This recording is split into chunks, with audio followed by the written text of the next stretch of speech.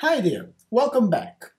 Now, one of the most frustrating situations when we are dealing with the estimation of the probability of default of a counterparty is the situation in which the data we have to estimate this probability of default contain no or almost no default.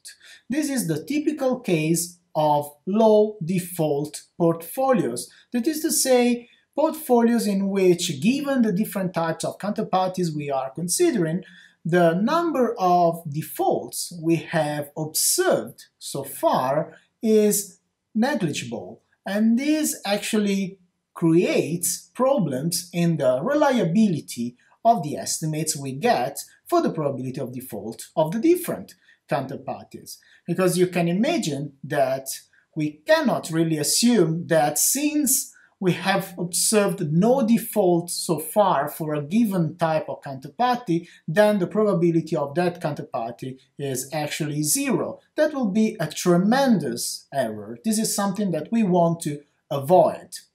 Now, I have some good news and some bad news for you. Let's start with the good one.